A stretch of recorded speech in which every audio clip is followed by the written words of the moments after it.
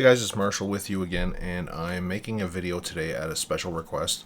This one was from a persistent world builder who was currently learning my plugins and would like to see an example of a boss fight for a level 1 encounter that they have created in their world that's tied to a quest. They've got the quest working, no problem, but they want to do some specific things with the boss fight itself, so they asked if I could do a video on it. I said sure, no problem, and I needed them to send me some details on what they actually wanted to see in the boss fight, and they did, and I threw it in this notepad with a couple of little edits. So just to go through what we're gonna do in this video set is we're creating this boss fight, and what it is, it's a level 1 quest.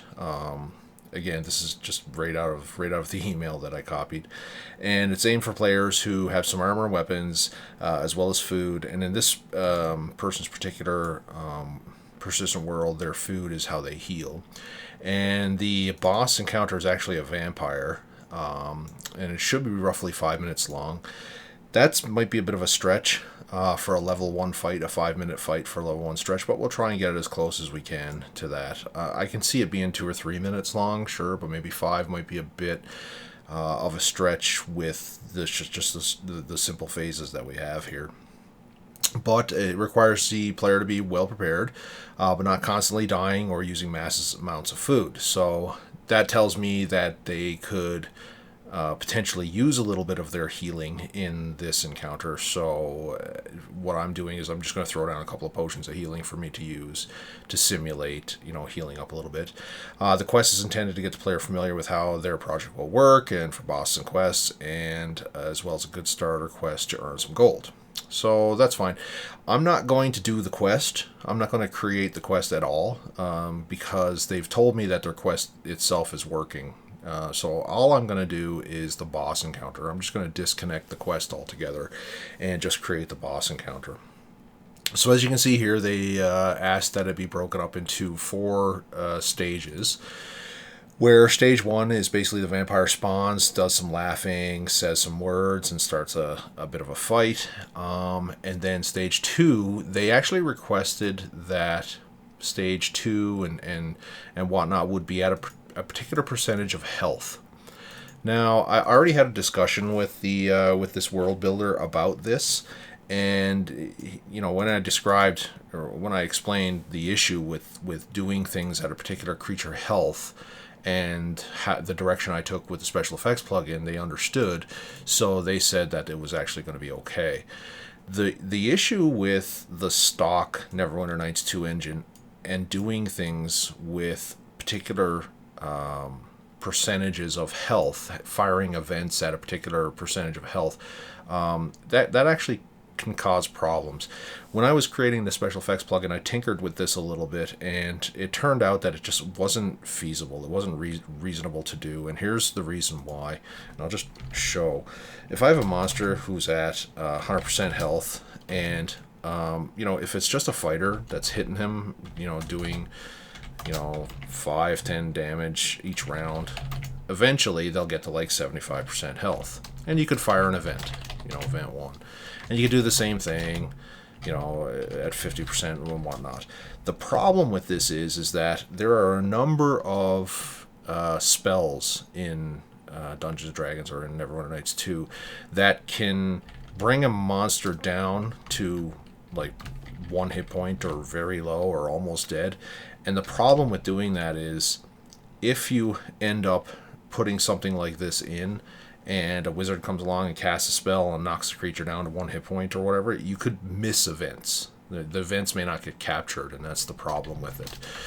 As an alternative, the way I look at it is if I had a monster at 100 hit points and I wanted an event to fire at 75 hit points, and then during that event the monster would heal back up to 100 hit points again, and then an event would happen at 50 hit points kind of thing, where the monster would heal after that to 100 hit points, and so on and so forth. The way I look at it is if your events fire every 25 hit points, then just set the monster's hit points at 25. And then what you do is when the monster is near death, you fire an event. And then after event, you just heal them to full. This simulates the same thing. The player doesn't really know the difference, because if you're going to stop the fight every 25 hit points, there's really no reason to have 100 hit points to begin with. Because if you're going to stop the fight and after every stoppage of the fight you heal them up, then doing something like this is mathematically, it kind of works out to the same thing anyway. And plus, with this, you don't run the danger of events being missed. So that's why in Special Effects plugin I only have an event for near death. I don't have a percentage of hit points, things like that, to fire events, because they could get skipped if more hit points of damage is done than you would have expected. So that's why we're actually going to change this so that instead of 75% hit points, it's actually going to be near death the first time. So near death number 1, and during this, full health,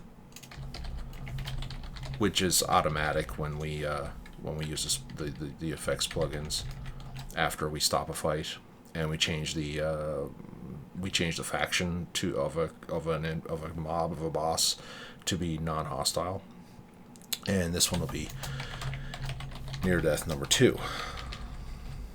So that basically just explains that. And we'll just say full health. Okay, so moving right along. Sorry, that was kind of a delay there, but let's just move along with that. I just wanted to explain what I'm changing in this person's request. So this is easy enough. When the person reaches their first near death, when the mob reaches that, we're going to stop the fight. Nerth. Near death. Is that Nerth? At near death 1, we're going to stop the fight, and there's going to be some sound effects and some I've yet to regain my strength, come serve your mistress once more. Obviously a female vampire is the request. And then what they want is they want skeletons to spawn from bone piles on the floor. There's going to be a total of 4 bone piles for a total of 8 skeletons that will spawn in total. The first skeleton spawns, and then 3 seconds later the second one will spawn. This will continue until all 8 have spawned. So what this creates, this can be done absolutely, but it does create a bit of work for us, because we're going to have to activate spawn points every 3 seconds and then fire them. And 3 seconds may be a bit fast. You know what? I'm just going to override here and change that to 5, because 3 seconds at a level 1 player, if he's by himself, he'll get swarmed and killed. 3 seconds is really, really fast. You're talking about having 8 skeletons spawn in under 25 seconds. That's a bit much. I don't think a level 1 player would be able to survive it. But for my example, I'm going to, and of course this persistent world builder has changed their characters, so 3 seconds may work for them, but I'm using the stock characters, so I'm going to change it to 5, because I already know that I'm not going to survive if I'm spawning 8 skeletons every 3 seconds, or 1 skeleton every 3 seconds 8 times. And then in the meantime, the vampire is actually going to go stand somewhere in the corner and heal up to 100%, so that's automatic. So we'll probably put a few visual effects around that. But I guess the idea here is that the player is going to have to engage the skeletons, and they're going to disengage the vampire for a little while. Then at a certain point where the vampire will be full health, the vampires are going to jump back into the fight. So what we'll say here is we'll just say that 1 minute after the skeletons start spawning, the vampire is going to jump back into the fight with full health. So that's basically what's going to happen. Stage 4, near death number 2. So after, of course, the vampire jumps back in the fight, you're going to get to beat her down a little bit more and get her down again. And when she gets to near death, she will say some more words and another sound effect. And then she's going to turn invisible, and the room is going to turn dark, probably a darkness spell. Area effects will take place, causing damage over time if the player stands in the darkness. There are braziers around the room the player must run to, standing in the light, to get out of the damaging effect. After some time, the darkness will go and the vampire is visible. She again screams and attacks the player until she dies. When she dies, a burning effect will happen on top of her. And there's a quest associated with this, and it already works. So that's not really pertinent to us, so we'll just get rid of that. So that's what we're going to do. And it's relatively simple. When I look at it, it's relatively simple, but it is going to be a bit of work. The reason is because we've got these 8 individual skeletons to spawn at different intervals. And the other piece that's going to cause a bunch of work for us is this darkness spell. The issue with this, it's not the invisible part, it's actually turning the room dark. The problem with this is that the darkness spell only really covers about a 5-meter radius of a tile, so it's not big. It won't fill a room.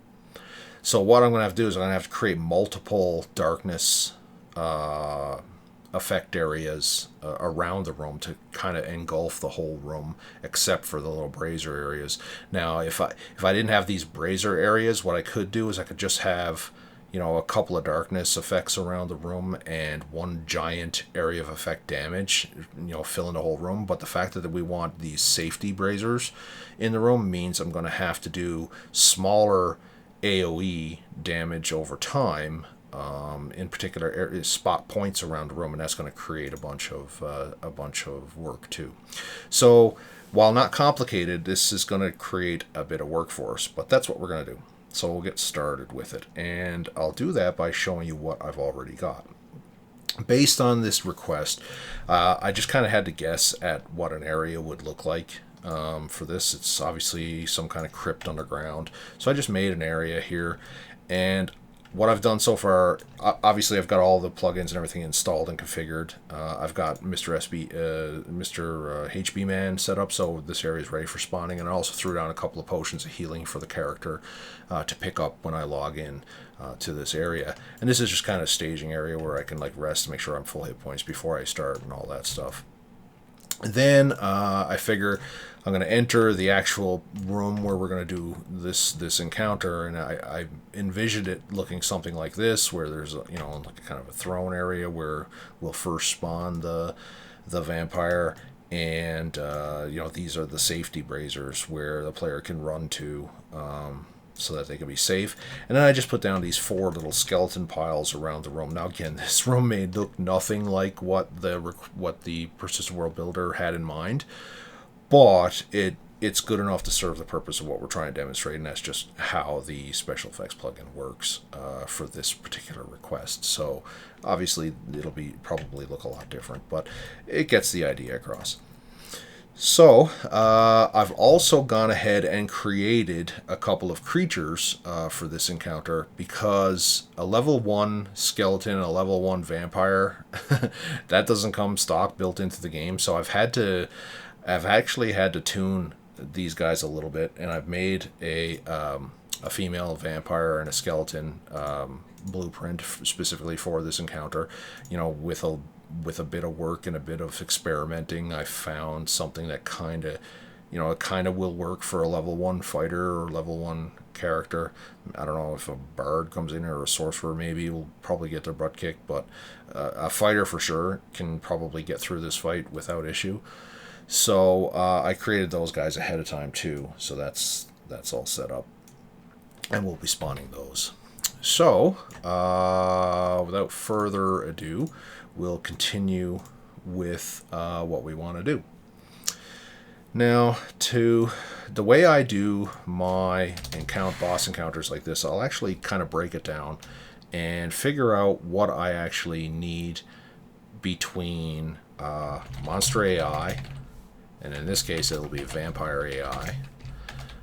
I'll also need area objects, and by this I mean waypoints for monsters to go to, SE object helpers for where effects are going to occur, things like that. I'll put those in, and then I'll kind of record just notes to record things like waypoint spawn point tags and and things like that. So and then of course the flag breakdown, what we want to actually have happen, and the flag breakdown is going to kind of look like what we want to occur and when. So things like the flag itself, the delay, like how much delay we're going to need, and what triggers it, things like that. So we'll get started with the vampire AI. And before I even begin that, I'm just gonna layer a spawn point so we can get started with that. So I'm just gonna grab a spawn point for our vampire, and again we're gonna put her kind of just right here to start with.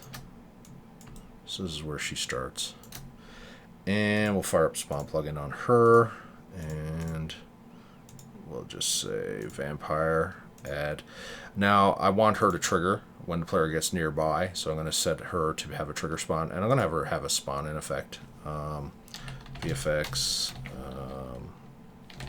hit spell, flame strike. I'm just going to do one of my old-time favorites, flame strike, to get her to trigger, and I'm just going to do once per reset. I don't want her respawning on me or anything like that. So, again, this may be a little bit different in the player's world. They probably have this spawner configured based off the quest or something like that, but for our needs, we're just going to have it set like this. So there's our vampire spawner. Again, brand new character. All I don't have any Legends AI on her, so we're just going to say yes to put the AI on her. So there's our spawn point. Now, I'm going to bring this back here so that we can develop out the AI profiles. So at stage 1, we're actually not going to do anything special for AI. It's basically, she's just going to spawn in, say some words, and attack. So when she spawns in, I'm just going to set her to immobile. So profile default is just going to be immobile. She's going to stand at her throne area there. She's not going to move around or anything like that. She's going to start there.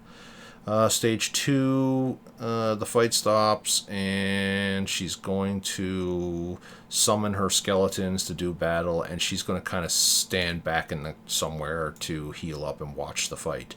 So what that tells me is that we're going to need a profile that moves her to the corner, right? But I'm not going to move her to the corner. What I'll actually do is I'll just move her to the throne here. So what we'll do is we'll set up a profile 1 will be go to a post, go to a waypoint where she's going to stand there and watch the fight. So that's going to be profile 1. After that, it looks like she's just going to stand there for a period of time, and after that period of time, she's going to jump back into the fight. So we're not going to need any kind of AI profile for that. Because just combat doesn't require a profile. All of the profiles will just do regular combat. And then at stage 4, when the vampire, so she's going to jump back into the fight. When she gets near death again, she'll say some words. And then she's going to do a turn invisible trick and make the room dark. So what we'll probably do there is we'll move her to a particular location to perform this. So profile 2, this is going to be, I'm just going to add some more notes here. Go to throne and watch fight. And here is go to center of room and cast darkness. That's kind of what she's going to do there. And that's it. She actually doesn't need any more than that. She only needs 3 AI profiles to do this whole thing. So that makes it relatively easy for the vampire AI. So right off the bat, that generates a couple of area objects for us. We're going to need the post waypoint. So post waypoint for profile 1, and she's going to need a post waypoint for profile 2. And that's that. What else are we going to need for area objects? Not much in stage 1. Stage 2. So we're going to need 8 spawners for skeletons, and they're going to be nearby the bone piles. What else are we going to need? What else are we going to need? She's going to jump in the fight. So really not much more until we get here, because there's a lot of effects happening here in stage 4. So in stage 4, she's going to turn invisible and turn the room dark. So we're going to need an SE help. Oh, no, I'm in the wrong spot. We're going to need an SE helper for the location of center room darkness and AoE damage. And we're going to need that right around the whole room. So let's just have a look at this room for a second. Here's the problem with this room that I've got created. And again, this may not be an issue for the Precision World Builder in question, but for me it's a problem. I have to make this whole room dark. Now the problem is kind of in this center circle here, that's kind of the radius, that's kind of the diameter of a darkness spell, which is, 5, 6, 7 meters. It isn't big. So what we're going to have to do, if we're going to want to effectively make the room dark, except for these little brazier areas, we're going to need to plop a few darkness points down. So, I want this corner to go dark. I want this section to go dark here. I want all of this to go dark. The center to go dark over here and here and here to all go dark with AoE damage. So really the only safe place is near these lights. So that's going to require us to plop down some little, some SE object helpers in each of these locations that we're going to apply our darkness to. So that makes a bit of work for us, but we'll do it. That's fine. So we're going to need SE helpers around room for darkness and AoE. What else are we going to need? We got her post. We got her helpers around the room.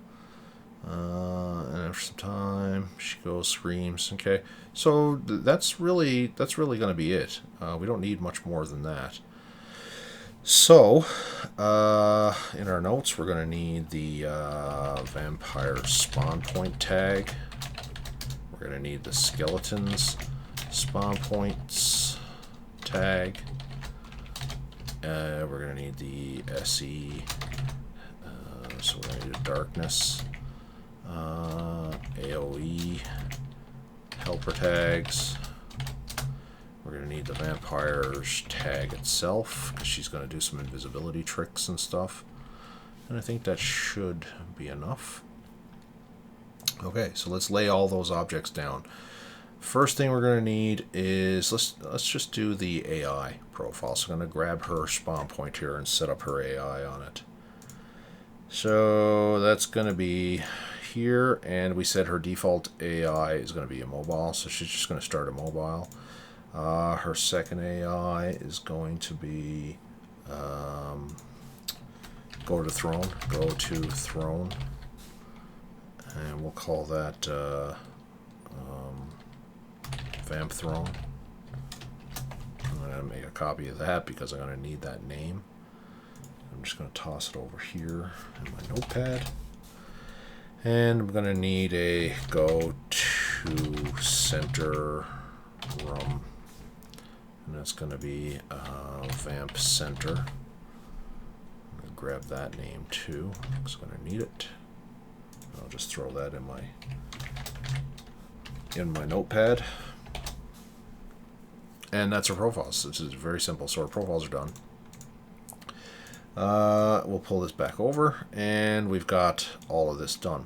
So now we're going to throw down the area objects. First thing we're going to need is a post for the first profile. So we're going to need a post for this Vamp Throne. So let's throw that one down. And again, I'm just going to grab, so I'm in waypoints, I'm going to grab an AI, and I'm going to grab a post, daytime post. And we're going to want her to come over here after the first stage is over and stand kind of here where she's watching the fight with the player and the skeletons. So that's what we're going to do there. And whoops, and I crashed. Terrible. Bring over the properties. And I'm going to put in Vamp Throne. So that's the name of this waypoint here, is Vamp Throne. So that's the first one. And we'll put that one back. And our blueprints, I believe it's our blueprints that crashed. Looks like it. Let's get it over here because I don't like attaching it You'll just have to pardon me, because every now and then your tool set will hate you. So save often. So the other spawn, or the other point that we're going to put in is this one here. This is where she's going to walk to, or probably run to, and cast the darkness spell. So we'll call that one, and based off of our notes, that one's going to be called Vamp Center. So Vamp Center, that's that one there. Okay, I'm going to put that one back. So what I'm going to do now, and it's actually good timing. What I'm going to do is I'm going to save this, and I'm going to stop the video here and start another one, because again, I don't like making one big giant video. I like cutting it up, and it'll give me a good opportunity to close my tool set and reopen it fresh, just to get past that crash of my blueprint panel, because my blueprint panel is kind of wonky right now due to that. But we'll end the video here and pick up in the next one.